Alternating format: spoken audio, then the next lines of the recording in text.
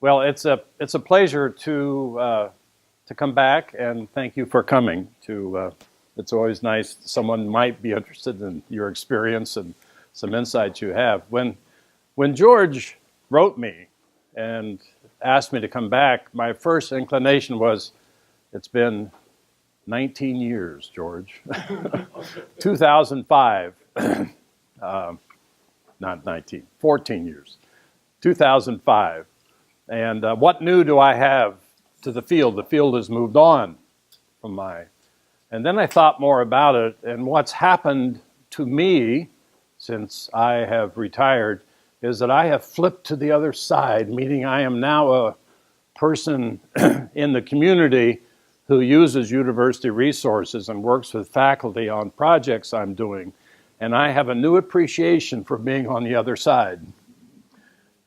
An experience I wish I had had when I was actually helping manage and lead the program on campus, because it's opened my eyes, if you will, of the complexity for those of us on the other side in working with universities. So that led to my thinking about reciprocity, and just to be cute, I added the word equation on it, but it actually has some power as a metaphor. So that's the reason I chose to talk about the reciprocity equation, and George thought it was a good idea. So thank you, George. It's nice to be here. What I intend to do is take the first part of this presentation, which will be very quick, but filled with most of the pictures, and talk about my experience in growing a biofuel called Miscanthus giganteus, or MXG. And that forms the case study for working with the University of Iowa, Iowa State University, and then a private company, Agritech. And I'll just say it. One of my worries is, in working in partnerships, is that I have been successful in part because I understand universities. But I'm unique in your partnerships. I know how to work around things. I know how to network. I know how to call people to find out what's going on or how to get services. And I've used all of those informal channels to make things happen. But what about my colleague who farms down the road who grows Miscanthus? They have not a clue. They end up being passive. They end up just being unhappy because they're not getting the answers and feedback in terms of what they are. So that's sort of part of what I want to talk about in the big picture, a big summary. So I retired in 2005. People asked me when I retired, what are you going to do? And I said, I'm going to go farm. People laughed at me, but it was true.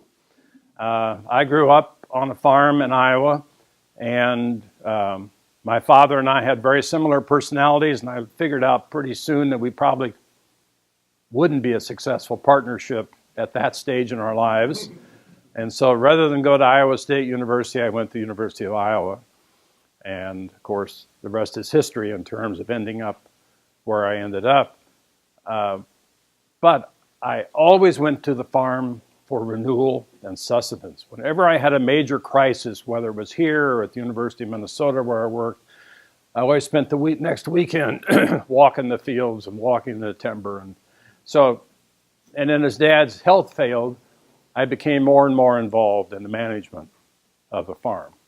And so when the point came, sort of happened almost the same time, my retiring and needing to be a much more active role in the farm. So I did return to the farm, and that's been my principal work. I've really become a quite active farmer, active on both, we're a corn and soybeans farm, but I have taken our marginal lands and converted them back into prairie, tried to worry a bit about cover crops and some of the issues of nutrient runoff, planted trees, and then I've had this opportunity to get involved in growing miscanthus. So as I became more involved in farming, two goals began to emerge for me as I worked on the issues. One was, it became clear to me anyway, that corn is not a stable crop into the future. I assume you've all read the Budweiser ads in terms of corn syrup in your beer. Oh, you got to see the very controversial in Iowa, I'll tell you. Farmers have stopped drinking light Bud. They're all gone to Miller products because Miller still uses corn syrup. Ethanol is a great, I won't say, there are people who hate ethanol. I will say ethanol has cleaned the air for a lot of cities because of its role, but it doesn't have a real long-term future. It's only tied to the use of fossil fuels. So as fossil fuel use goes down, ethanol use. So I worry about corn as a product. Soybeans, on the other hand, it seems unlimited uses as an oil and as a product that can be made into things. So, but I was looking for a third cash crop. Secondly, I've developed a strong interest in perennial crops because tillage is a big issue with erosion for losing topsoil. The degree to which we can go back to perennial grains and perennial crops to feed both livestock and humans, the more secure farming is going to be in the long term. And there's an institute out in Colorado, the Land Institute, which has made major breakthroughs in the growing of rice and the growing of a wheat grain called kernza that are perennial, that you don't have to replant the seed every year and continue to harvest. So I was also looking for something that would be more perennial as a crop that I could work on. So in 2013, this would have been in 2012, I was at church, and the head of the power plant at the University of Iowa was a member there, and we were having coffee. And he mentioned that he was getting involved. The university had made a commitment to zero coal, and that they were looking for people who would help them pilot growing biofuels. And I just said, I will, which says something maybe to the younger crowd. In my retirement, I have said yes without thinking about the implications to 2 or 3 major things, and each of them have been fantastic. One of them was, I'm a musician, I play tuba, but I'm not a very good musician. But I had a director of a lower level band who had been directing the Eastern Iowa Brass Band, which is a semi-professional band. And she needed a tuba player to fill in for a contest. So she asked me, would you be interested? Yes. Then I went home and realized, those of you who are musicians know, tuba players play bass clef music. Brass band is all in treble clef. So in 3 weeks, I had to learn a totally different set of fingerings and get the mind straightened around. Well, it's turned out to be great. I've been doing it now 6 years, and I had rehearsal last night. It's one of the highlights of my week, spending 2 hours with a group of musicians that range. I'm the oldest. The youngest is a senior in college, and not spread out all between. But it's just so, I love the music, and it's fun being in a cross-generational group. So, and to those of you thinking about retirement, people tell you, don't jump too soon into something. Hogwash. You can always jump out. So I think if your passion finds something, you should go for it. And like I say, if it didn't work out, you can always jump out. You don't have to, it's not like work. You can go in and out. So whatever. So anyway, I ran into so I learned more about this partnership, and I will talk a little bit more about it in a minute. But it's a 3-way partnership. The University of Iowa has the need for a biofuel. It has no agriculture departments and no experience as an institution. Iowa State University hired one of the University of Illinois PhD graduates, Emily Heaton, to head up their renewable fuels research program. Turns out that Emily and I worked together when I was here in government relations, showing congressmen and the governor and others about the Miscanthus project. So I actually knew what Miscanthus was when it was mentioned, which I may have been one of a handful of farmers in the state of Iowa who understood that. So Iowa State brings the agronomic expertise, and then a private company, Agrotech. They're a small company that is emerging in the biofuels industry, and they provide the feedstock, the rhizomes, the planting skills, the harvesting skills, the technical side, if you will. So it's and then the growers, people like me, landowners who can grow. Just a little bit about the University of Iowa project. So, University of Iowa is one of the most forward-thinking universities in terms of handling fuel. And maybe it has to do with the fact that it's, has a strong liberal arts core, has a strong science core, strong health sciences. The hospital is over half of the faculty and half of the budget and so forth.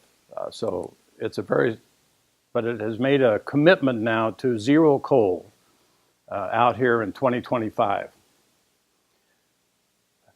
The University of Iowa uses coal for heating and cooling, not for electricity. They buy their electricity offline. So they use it for heating and cooling. And they were looking for, they had experience with using oat hulls and expired seed corn and wood chips mixed in with coal. Now they were looking for a more secure crop. So they set a goal to lease 2,500 acres, grow miscanthus on it, so they had a steady stream of biomass. Turns out that miscanthus, which has a very high carbon content, next to sugarcane, it's one of the highest of any of the grasses. So it's a very valuable. So let's just say they're, 2010 by 2025. So each step along the way, it turns out this miscanthus field planting, let's make this work. That was on our farm. This first harvest was on our farm. They're marching, and they're up to 1,200 acres now. So they went from my 12 acres to 12 acres in about 10 years, or less than that, 7 years.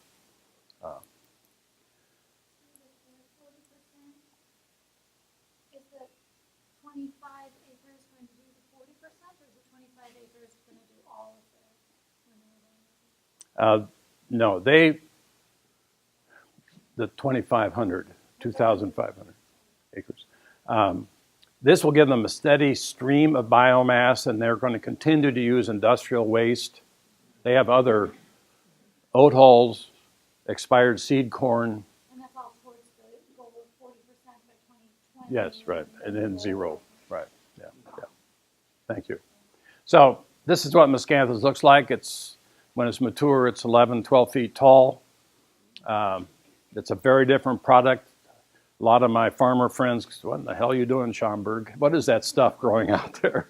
Which always gives you an opportunity to talk about it and to try to convince them that maybe it'd be a good idea. Boy, I have trouble with this.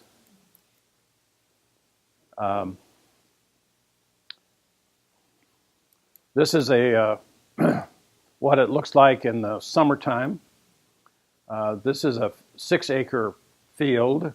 This is a soybean field over here, some of our farm buildings. Somewhere along the way, I may have said the landscape view of farming. One of the things that Iowa State helped me understand in going back is to think about the farm in terms of the landscape. And not all landscapes are equal.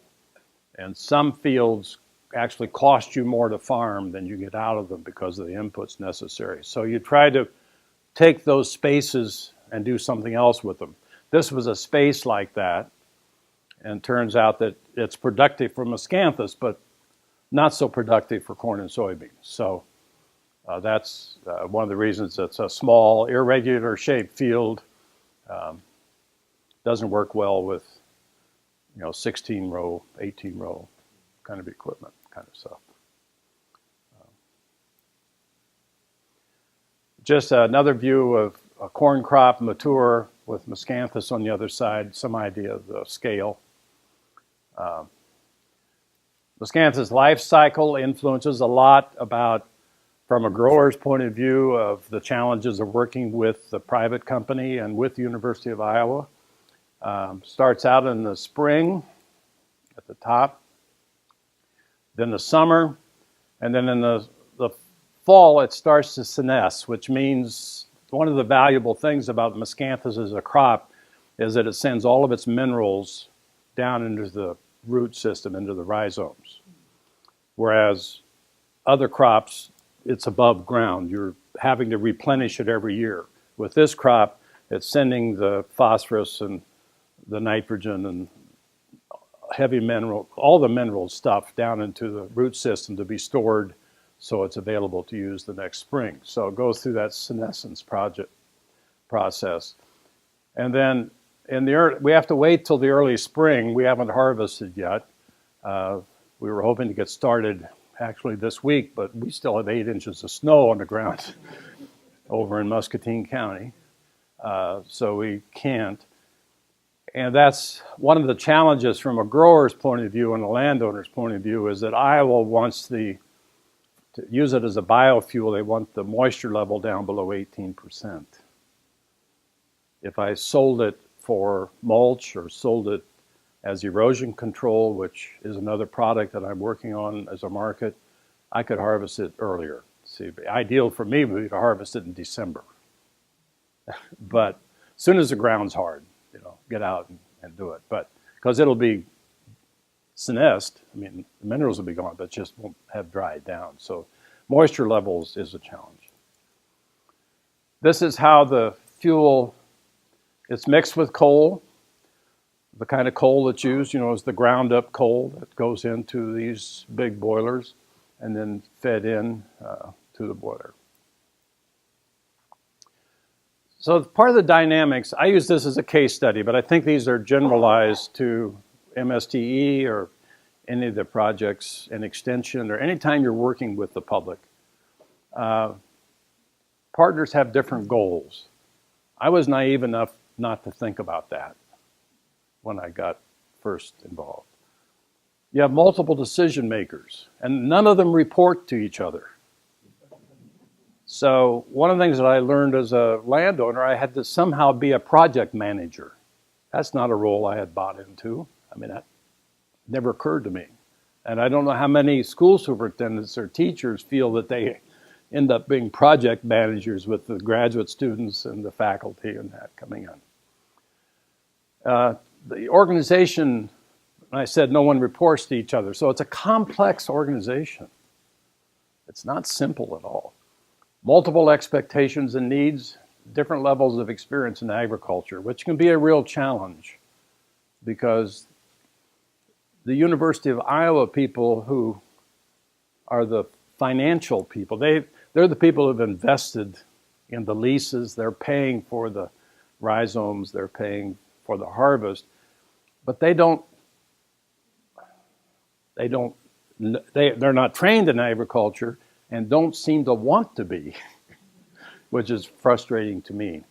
They let Iowa State and the private provider, where I think they should be asking some more educated questions. I think there are some decisions that have been made that is costing them some money that they wouldn't have to.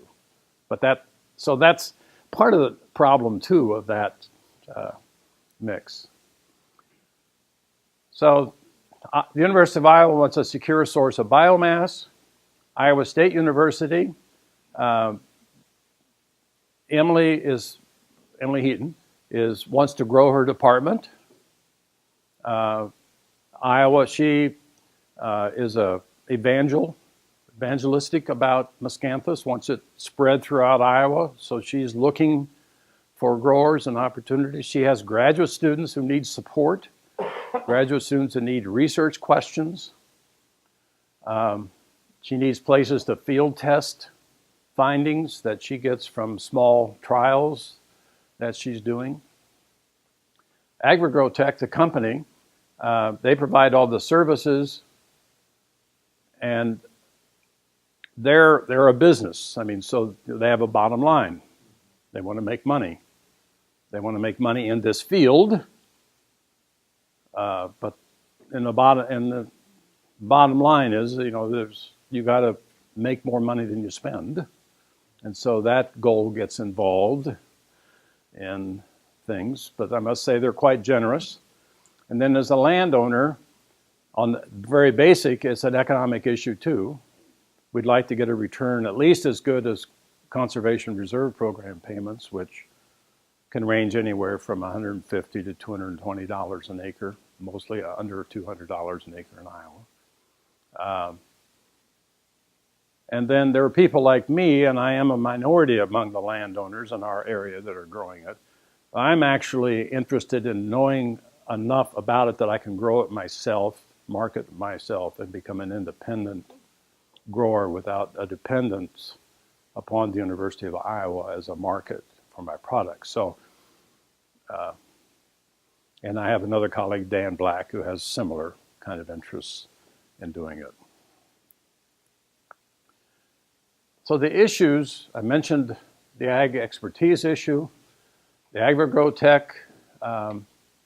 Turns out that where Miscanthus really grows well is in the south, and that's where the product got started as a biofuel and as a bedding for poultry houses. It's a very absorbent material, much better than straw. I don't know if you use straw in your gardening or anything, or hay, but it's very absorbent.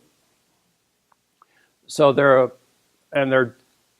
when you go online and want service providers, there's only the two that I know of, AgriGrowTech and then a company in Ontario. And the company in Ontario is who we first started to work with, and their CEO tragically was killed in Brazil. And so they went through a lot of internal issues, so we switched to a different service provider.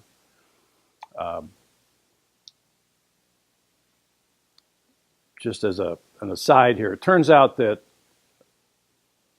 I mean, why should this surprise us? But Europe is way ahead of us on this. Great Britain, Germany, the Eastern European countries, Holland, Denmark, all are growing Miscanthus as biofuels. They heat their livestock operations as well as heat their homes. They use it for bedding. They use it as mulch.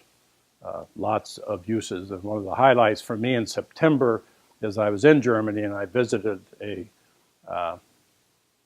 grower and his dad. Anton did a study year abroad in Florida, so he had impeccable English. His dad could kind of understand me, but we had trouble because my German is pretty poor. But anyway, Anton is in his early 30s. And for him, he just sees nothing but future out there in terms of its growth and development in Europe. So, yeah. Have you been to the biomass boiler? Say it again. Have you been to our biomass boilers? Yes. Yeah. Yep. Yeah, I visited. In fact, I'm going down there after this to talk about doing some trials in Iowa. I think the Talking boiler about. that we bought for campus is from Germany. It is. You got it from Eric Rund. Yeah. Because of my interest in Miscanthus, I got to know Eric Rund, who farms down at Pasodum, and he was the first Miscanthus farmer in Illinois. And Eric has really been my mentor. Whenever I have a problem, I'm on the phone. Eric, what do you do? And when he has a problem, he's on the phone. You guys had this experience yet? Kind of. So that network is beginning to. So I'll see Eric also about 2 o'clock this afternoon, catch up. But there's the problem with him being in North Carolina. It's not Illinois. It is not Iowa. We have different soils, The soils behave differently when they're wet. In North Carolina, you can plant in wet soils. If you plant in wet soils in Iowa and Illinois, you don't get a plant because it compacts. Where in North Carolina, it's a lighter soil and stuff comes up, breaks through the crust. And so, you know, I talked to these operators and he says, "Oh, Steve, I won't get stuck out there." And I said, "I know, but you're going to tear up the field." So anyway, that's one of the issues with AgriGrowTech. They are really great, except they have this experience in one location and doesn't fit so well. And you may have that. It works well in one district, but not so well in the next district. But Iowa State's faculty, students have very narrow interests. As a grower, I have broader interests. And I really have sometimes very specific questions, but that's not the research they're following right now. And so and then the landowners are a mix of active and passive growers. I have neighbors who tell me, "Steve, I don't care what they do out there, just send me the check." Where I'm saying, "But they're going to tear up your field." It's their field. 10 years, I don't have to worry about it. These are 10-year contracts. So it's an interesting process. So reciprocity. I thought this word cloud probably was a good place to begin. If nothing else, just that it's very complex. And what does it mean? You know, at the base, it means in the political sense, you scratch my back, I'll scratch yours. But it does mean that whomever we as a university are working with in the public, and as a public person working with the university, we both expect benefits, we both have needs, and we both have expectations, and they're going to be different. So how do we work to understand that exchange of knowledge, and how do we build it into the process so that you don't have unhappy clients? You know, I keep picking on MSTE, but you know, teacher says, "Hey, you told me that, you know, 90% of our kids would be up to this level if we use this software." It's not working. And you have to say, "Well, you know, it depends on the kids, and it depends on the setting and how their backgrounds were, and so forth." Steve, the parallel Yes. wisdom here with the technology center of your page are working with them. It's point by point. It applies. Working with schools. So, I keep hitting this. So, reciprocity. So let me say some of the issues. I went through that. So, what do I want? You know, as a landowner, I'm on the outside of the university now. I have a need, whatever it might be, in healthcare or teaching or in the business world or whatever. What is it? In my terms, it's is that I need to know how much to spend on fertilizer. You know, and to get the answer back, it depends, isn't that useful? I know in corn, I need to spend, you know, 200 pounds per acre. What do I need to do for this plant? Well, they used to say 50. Now it's been moved up to, well, to hedge your bets, maybe 100 pounds of nitrogen every other year. But that's all a cost factor, because one of the things that I've learned in leaving the university is that I now run a small business. And I suddenly have a different appreciation, if you will, for the bottom line. That, you know, every dollar out is a dollar out. It's not necessarily, you hope it's a dollar in on the other end, but if it's a dollar out and you don't need to have spent it, you know, you shouldn't spend it. But anyway, that's an aside. So I have a lot of questions about how to grow the product. Being recognized as an important partner. I'm pretty surprised how callous the University of Iowa is. Not this one. Yeah, Well, I mean, I know the people. I mean, when I left here, I actually worked with their public engagement program for a while as a consultant and served on some committees. So I know the people. But it's interesting when you're working on a project, it's done very coldly. And I was surprised how much, and maybe it's because I used to work at universities, but I wanted to have some recognition, something about being important. And I don't know whether you build in recognition programs for your partners, but I sure wished I had it when I was here. I think making sure the partners feel appreciated, and I do remember, I was just asking about the East St. Louis Research Project, because I do remember standing besides one of the many former mayors of East St. Louis at a dedication when I was in East St. Louis representing university, and saying something to him. First of all, he thanked me for being there.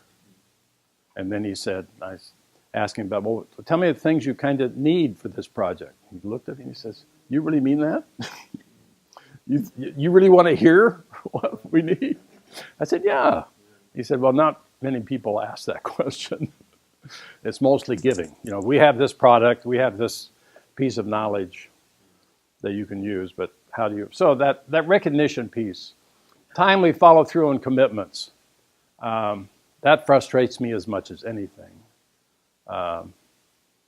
because I see people in decision making just delay decision after decision about when we're going to plant, when we're going to harvest, getting back an answer about like the fertilizer issue and so forth. It's just, I'd rather have them say, well, we don't know. But regular communication, so frustrating as an external partner just to, oh, we'll get to that. You know, yeah, I know we got that document. We should be following those guidelines. I'll come out and check. Never shows up. Don't tell me you're going to come out and check and never show up. I mean, as a businessman, as a grower, I need to have you show up and walk the field with me and see where the mistakes are. Could I add to that? Yeah. Recognized as an important partner. When you were working with us at the Technology Center for DuPage, which is a high school, sort of career-oriented, my guess is that's the only school probably in the state that's been visited by 2 chancellors. Thanks to you. You brought in chancellors. That's a big deal for a school. The chancellor of the University of Illinois is here visiting us. You recognize that's... No, it makes a difference. It makes a difference. Yeah. So how do we rebalance the reciprocity equation? This is where I've been doing my thinking the last month or so since George and I talked. Somehow negotiate expectations. Maybe you do that already, but I don't think I did very much of that when I was working with partners. Acknowledge the value of tacit, practical, local knowledge. Let me tell you, those people out there on the front line know a lot about putting things into action. And when universities have a reputation, nobody in this room is like that, but of preaching, and at a level of abstraction that doesn't make it. So tweak the research. I know it's hard because, grants are very narrow. To study something, you really have to chop it up into very small pieces. But it is a little frustrating to sit in a research seminar and have, it chopped up so small and the timelines on the outcomes so far out that, because you need the information now. I mean, you want it for next spring. And I realize that that's not possible, but it's just one of the things when you're working with research knowledge and with the public, to be able to tweak things a little bit to meet needs would be nice. Communicate regularly. That's an old saw, but man, is it true in public engagement. one university contact. Like I told you, with Iowa, we have 2 people in charge of 2 different parts of the project, and they report to different people in the university who eventually report to the same vice president, but it takes a while to get up to that piece, and I simply don't know who's responsible for what. You know, if we have a weed problem, who's responsible for that? Well, I guess I've been told X is, but nothing seems to happen, so I don't know. So I mean, it's frustrating now. I know enough to work around the systems. I know the head of the power plant. I can, go over their heads, things like that. I don't, but I know how to work the systems to get the information I need. But most growers, most people out in the business field don't have my university experience of working the internal politics of a university. So, so some of the people I work with, I didn't know whether Emily's colleagues would be here or not. Ingrid handles the contract. She's an attorney, dressed in black. They're tough. Ingrid is an attorney, works for the power plant, negotiates lots and lots of contracts for the power plant, and she does our land contracts and helps oversee the planting piece with the company. Nick is now a doctorate, and he's now doing a postdoc at Iowa State in the field. Is brilliant and knows a lot about the internal operations of the Miscanthus plant, what's going on as it grows in the sinensis, and things that technical side that we need to know. Emily Heaton, PhD here in agronomy, grew up out in Monticello. Grandparents, her parents still are out there. She's who I worked with when she was a grad student. I was just so pleasantly pleased to see Iowa State had hired her. And she's doing very well. She's bright, brilliant, a star at Iowa State, a wonderful speaker, and is doing a great job. And it's a lot of fun to have her. And she's extraordinarily responsive to me because partly, I don't know if it's our backgrounds or what, but I write her an email with a question and I hear back in 24 hours or 48 hours with, I don't know, you need to ask this, here's a paper you might look at, but she is so good at that. Dan Black in blue, Dan and I were the first 2 growers. Dan followed me the second year. He then retired and took a job with the company, Agricotech, as a consultant, and he kind of heads up on someone from Iowa, not North Carolina, and then myself. In the background, we're just finishing up this field. We chop it with a silage chopper into a wagon, into the engineering people at Iowa want it within a tolerance of 1/2 inch to 1/2. So it has to go through a screening process, which is way more technical than you want to know about, but it's a challenge. But maybe this story is good in a general purpose about research and engineering expectations in companies. So New Holland put a lot of money into a new biofuels, biofeedstocks chopper. And they called us up, and we were going to be doing a harvest about 4 years ago. Wanted to come demonstrate it. This is the company, because they want University of Iowa to start using their products. We've been using John Deere products. So, first question, do you have a screen? What do you mean? A chopper is made up of whirling knives. And then John Deere puts a screen behind them. And that screen is in 1 inch. So the engineers say 1 inch is our max because it won't go through the feeder system into the boiler. It clogs up. So with the John Deere, they want 1 inch, we deliver 1 inch. Or 1/2 inch, it breaks up. They didn't have it, and so we were out in the field. We had both choppers. The engineers were there from the University of Iowa power plant. New Holland goes through, chops, dumps the load on the ground so as we can look at it. The engineers just went over and looked up and going. And the guys looked at, what do you mean? It won't work. It's not uniform enough. So that's where you really have to know what your partner wants. Or you can spend a lot of money. And, they said, well, how can we get your business? Put a screen in your machine. Well, you're the only people that want a screen, so we can't do that. So we're still using John Deere. So what makes public engagement worthwhile and valuable?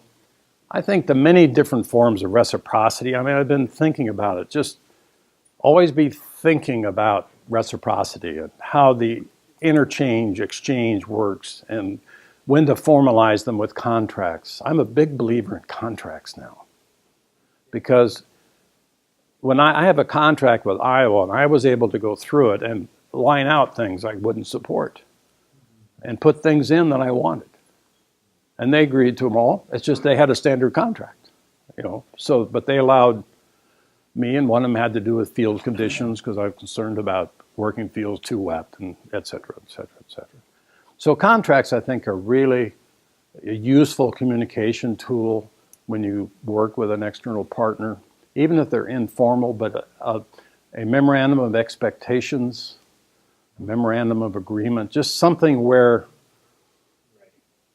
you and the partner both say, yes, that's, because it'll be different. I mean, things happen, but at least you'll have a paragraph or two of what it is that you expect. And I never did any of that. I regret that now. I wish that I'd put that as a part of our standards, in public engagement, that we begin to do that kind of thing. There is a lot of exchange and interaction. Grad students are learning a tremendous amount about Miscanthus because we have full field trials. I mean, we're people who are growing it in large 20, 60 acre fields, which are much different than research trials of 30 feet by 10 foot long. So they get a chance to go out and see how it's doing and get the spade and dig up the rhizomes and take a look at them in the spring and learn to know when one's alive and one's dead and make an estimate of what the rest of the field might be like, and things that just don't work in the laboratory. So it has a lot of value. It gives research questions. I mean, Emily interviews the growers all the time. What do you need to know? I'm going to go visit a professor in agronomy, Eric Sachs, at 2 o'clock to talk about doing trials in Iowa, because he has made a huge breakthrough in winter hardiness of this plant.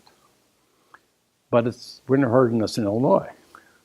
We don't know about winter hardiness in Iowa, and there is quite a bit of weather difference between Champaign and Iowa City, even though Iowa City is on the southeast side of the state. So, very interesting. Eric asked me through email, said, bring with me what other traits you're interested in. What else is your experience telling you to have? So I got a list for him. But that, asking the people on the other side, what do you need to know, helps inform the research questions, because as George and I were saying, faculty are all the time having to tweak their research grants to get money. And they would like to know what's going to be valuable to a congressman or to, that someone might use or talk about as their, even though if it's very basic research, because they hope that it leads to more funding. And it'll lead to more funding if it's found to be valuable.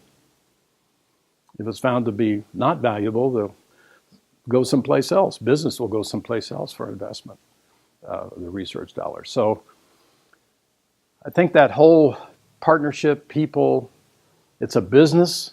I think that's the side I never really understood in terms of working, at least with small businesses like me. I never thought about that piece of it, partly because we always worked with government agencies or school districts or whatever, but cities. So That's my story.